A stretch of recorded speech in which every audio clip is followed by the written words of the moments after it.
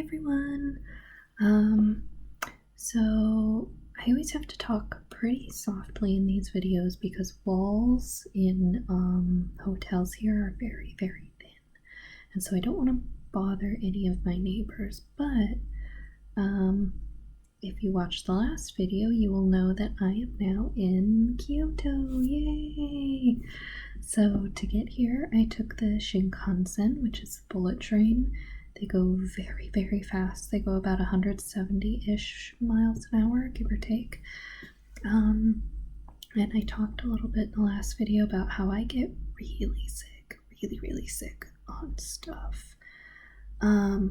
The Shinkansen was amazing. I couldn't even feel it. It was so fast. It was so smooth. I had my little barfy bag ready. Didn't even need Dramamine. Like, it was amazing. It was wonderful. Yeah. So getting to the Shinkansen, you have to go through one of two major stations. Either, I think it was Shinjuku? I don't remember, or Tokyo Station. So I went through Tokyo Station, which, you know, you've seen my other videos, you know how I feel about Tokyo Station. Tokyo Station was Tokyo Station. I don't know what to say about it. It was very confusing. I got lost, and because, like, it's one thing dealing with it when I just have my backpack. I usually travel around with my backpack like a total nerd, but when you have luggage, it's a slightly different story. So I had to check out of my hotel so that I can check in here at Kyoto, which meant carrying around my luggage. And even though I've packed very, very lightly for this trip, basically I use travel cubes, and so I always roll my clothes very, very tightly, and I was able to fit all of my clothes for the entire trip in 3 travel cubes. And they're in my bag, so they only fill up half of one side of a large luggage. So you would think that my bag would be pretty light. Well, it is not. I am a fool, and I made a mistake buying some Kit Kats too early in the trip. I wanted to save money, and so I bought cheap Kit Kats that I found. Again, don't be like me. Don't be a hero. Oh, that was like an accidental humble brag. I'm not saying I'm a hero. I'm the opposite of a hero. Which isn't to say I'm a villain, because that would be awesome. I'm just a fool. I am a fool. Because the Kit Kats were so heavy. And I've said before that sometimes finding escalators and elevators are so difficult, and sometimes they don't really exist in the particular like exit or entrance you're going through. You have to walk like all the way around, which could be like so much longer, like an extra mile or more. So there were multiple occasions with my injured leggies that I had to carry both my duffel bag and my really big rolling suitcase up and down stairs. Oh, it sucked so bad. It sucked so bad. So I had to do that on top of figuring out how to get on the Shinkansen. It was very confusing. Tokyo Station is just so confusing. They try really hard with the signage, and you can follow it usually, but it's just really confusing, and I still don't quite know how I was supposed to know what platform my train left on, because the ticket didn't list a platform, and you have to get on the right platform because all the trains go different directions, and not all trains go to one platform. There's like at least 5 or 6 maybe. So I had no idea. I picked one, and then I was sitting there for about an hour until I finally worked up the courage to ask somebody if I was on the right platform. He was very helpful. He pulled out a little booklet that had a list of like all the trains on the platforms. I was on the wrong platform, and it turns out, I knew all of this, but there's just something about like leaving the safety of the hotel where I'm immediately like, like I just Ugh. Um, so where was I going with this? Basically, I was on the wrong platform, and the train leaves at 12:30. It doesn't get there at 12:30. It leaves at 12:30. So I cut it really close. So I had to like run all the way to a whole other platform, which was pretty far away, very confusing. I had to figure out the signs again, but I got to it. And I had an assigned seat. But I uploaded some pretty cool pictures on Instagram and a video too of like the countryside going by real fast. So it was pretty cool. When the train pulled in, you have to wait in a line. So pretty much everything in Japan people queue up for. They'll line up for things, and there's always like special areas that it like tells you to line up in. So anyway, I lined up, and as soon as the train pulled in, people got off. There are people on the train who clean it, and so I said before that the train seats flip. Well, they totally do. I didn't get to flip it, but I was watching. There's like the windows on the side, and at every single train stop at the very end, the people who work on the train cleaning it have to go through, and they have these tiny little vacuums and vacuum it really fast, and they flip the chairs around, and they like change out all sorts of stuff. Oh my goodness, they do it so quickly and so fast. It looked really stressful, but my intel was correct. It turns out those train seats just like whoop right around. It was really cool. Anyway, so I did get a window seat. It wasn't on the Fuji-san side, so I didn't get to see Mount Fuji. It was kind of a cloudy, gray day anyway, so I don't think it was super visible. But the people I sat next to were super nice. One of them was from Wales, and one of them lived in California, but previously lived in the UK. And they were super nice. They were here for rugby, like most people are. There are a ton of people here watching the World Rugby thingy. Yeah, but they were so nice. They were really funny. And because one of them is a civil servant in Wales, we had a really interesting conversation about Brexit, which was super interesting. I always enjoy hearing things and news from like actual people's perspective instead of like hearing about it through the BBC or something, because even then it's just like a different perspective, right? So it's really interesting to see how it's affecting like daily people. So that was super interesting conversation. Yeah, and then I got to Kyoto. Got lost in the station here because, as I mentioned earlier, Kyoto's a busy station and it's big, and I wasn't sure which way to go, and my hotel is actually in the station. It's like on top of the station, which is pretty cool. I thought it was going to be a little strange at first. I wasn't sure. I was thinking it'd be really loud. It turns out it is so cute. This is such a cute hotel. I love it so much, and it is so easily accessible. I did try to go walk around and got lost a little bit multiple times, but I think I figured it out now because it's in a station, so there's a lot going on. Oh, but it's such a cute hotel. I really like it. And so in Japan, a lot of people really love trains. I've mentioned this before. So this hotel is special because you are right on top of the train tracks, and you can watch the little Shinkansens go back and forth. So my window is just right there, and if I open my window and look outside, the little Shinkansen's going around, which is really cool. So I can watch that if I want to. Yeah, so my hotel's awesome. Kyoto station was a little confusing and stressful. People on the train were cool.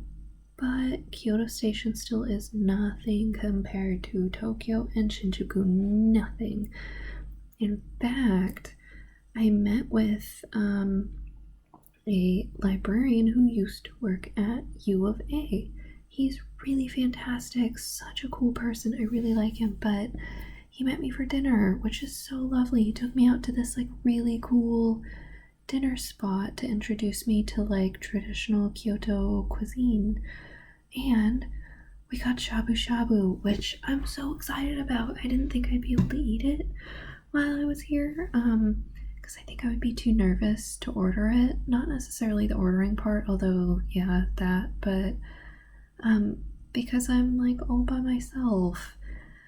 And I don't know if I could eat like a whole shabu-shabu on my own. And it would just, I don't know, I'm worried it would seem like kind of sad and lame if I just like got a shabu-shabu by myself, which is like meant to be shared.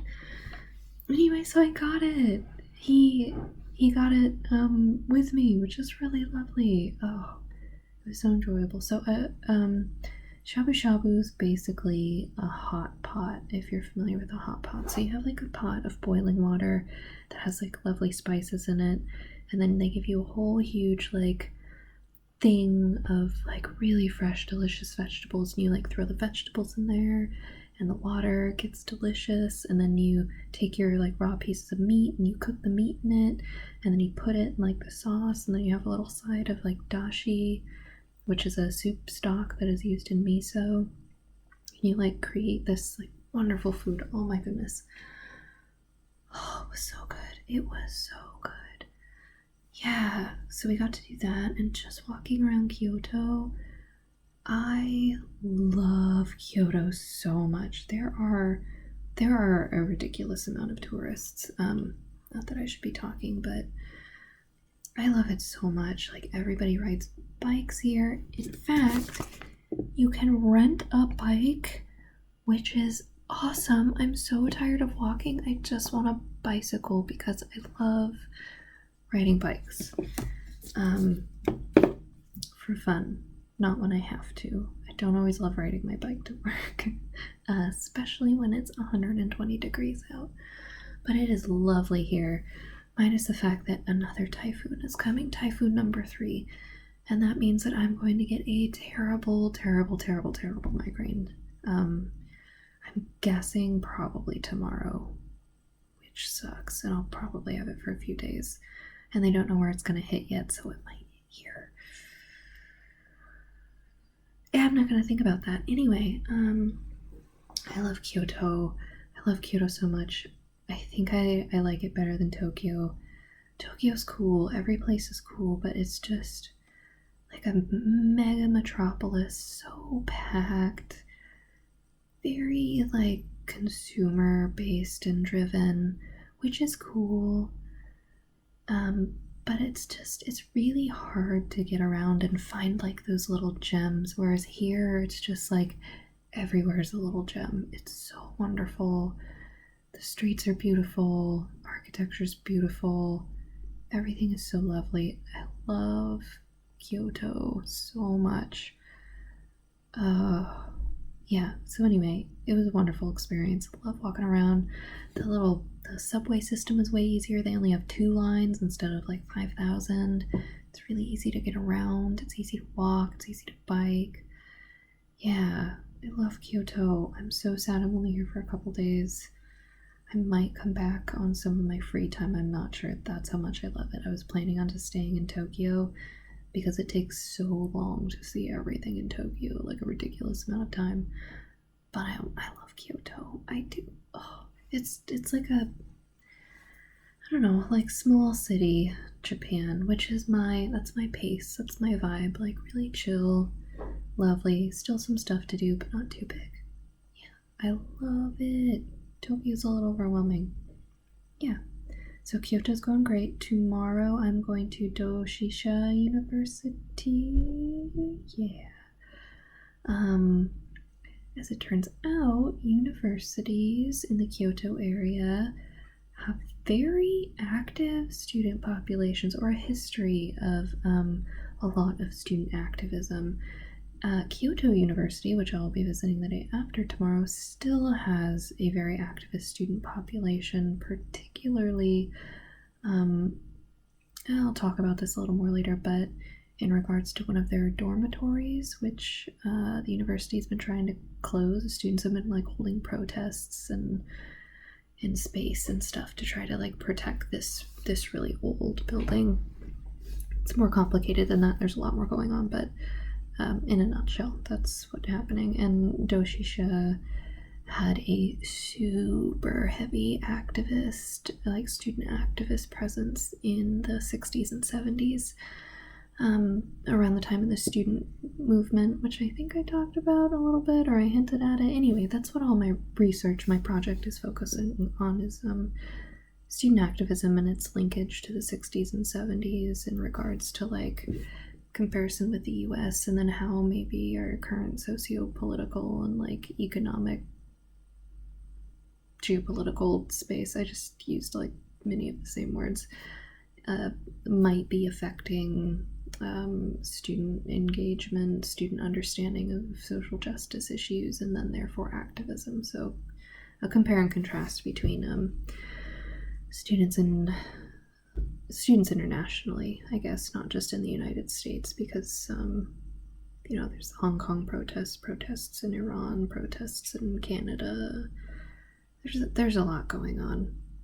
It was a very rambly explanation of my research topic, but that's because it's a very complex topic. Yeah. Anyway, I love Kyoto. It's wonderful. There's so much matcha. Oh my goodness, there are so many desserts here. So the Kyoto station is so cool.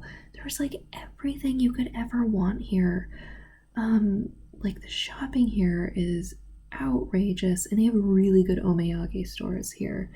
So if you want to take a bunch of presents back home to Arizona for everybody, Kyoto station is such a good place for that. They sell like the big boxes of like omiyage that you can put in your luggage and take back, which I'm really dreading because my luggage is already heavy and I'm not going to be getting rid of the omiyage I brought because I'm only meeting with a couple people in Kyoto, so I'm really not looking forward to carrying my luggage. I don't want to. I don't wanna. My whole body hurts. No. But I have to. I'm doing this all for you all. I really care about you, and I want everybody to experience Japan through their wonderful food, particularly their candy. And Tokyo is really, really, really well known for a lot of different foods and candies. So I'm going to try to bring a lot of those back. I'm going to like hurt myself even more than I already have. Yeah, so Kyoto Station, super cool. And there's a lot of really good bakeries here. So many good bakeries in Japan. Oh my gosh. So fantastic.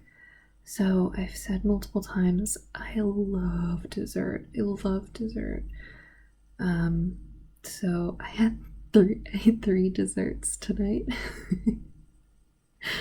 I bought a couple of like convenience-y store desserts. I had one dessert at the Shabu-Shabu place. And I'm gonna have another dessert after this video. One was a green tea ice cream dessert. It was so good. One was a little tart, like a cheese tart dessert. So good. And the other one I'm getting ready to eat is a special Halloween orange flavor, like swirly, like a Swiss roll. I love dessert. I'm gonna get so sick. I'm okay with it. Anyway, hopefully I'm gonna have a lot of like matcha and green tea stuff while I'm here too, because clearly matcha is very, very popular. It's hugely important in Kyoto, especially sencha and other green teas for tea ceremonies. Yeah, so that's pretty much it. Kyoto Station is awesome. I just love Kyoto in general. It's very lovely. I only got lost once, probably get lost more, but I'm okay with that. Everything is within walking or biking distance. One last thing. So I keep talking about consumerism, like a lot of consuming, because, Anyway, there are still so many free things, like super awesome, super cute, fun free things to do in Tokyo and Kyoto and all over Japan, but for some reason keep forgetting to talk about it or never mention it. So there are so many free things. Besides going to like temples and doing all the sightseeing, one of my favorite is that, like I've said, trains are really popular, and so train stations are really popular. So at every major train station, you can get a special little stamp that has a cute picture, like that's special just for that train station, and you can collect them all. And there's even a booklet you can buy, and you can go to every single train station like in the country and get the little stamp at each of the stations. Clearly I won't have time for that, even though I have the JR Rail Pass. Oh my gosh.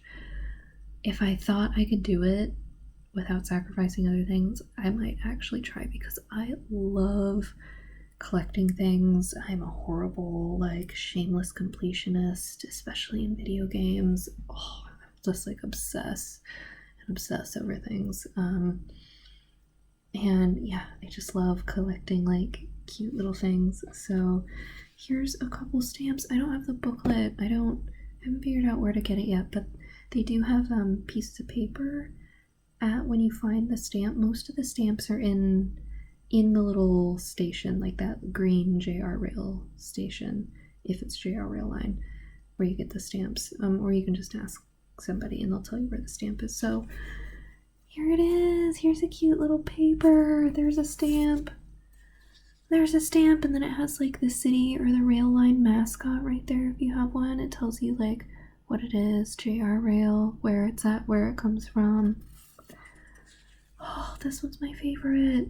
This is the Shibuya station. Look at how cute she is. She reminds me of a cute little Animal Crossing character. It's so beautiful. So beautiful. And she's on the back too. Oh my gosh. Anyway, so you can get a whole bunch of these stamps for free. And even though these are just on pieces of paper, what I can do is like glue these into my little booklet if I ever get a little booklet. So I love these. I love these so much. Anytime I find one, I get so excited. So that's just one of many free things that you can do in Japan. And there's many, many more. There's like a whole bunch of blogs that I like to follow, like free things to do in Japan. They're so helpful. I highly recommend looking at them. They have really good resources. That's how I found out about these cute stamps. Yeah. So, alright.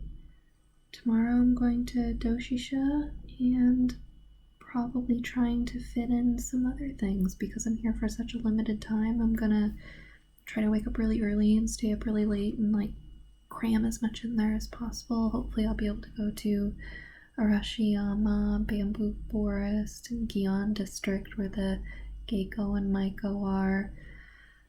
If I'm understanding correctly, Geiko means geisha, but Geiko is the local dialect of Kyoto.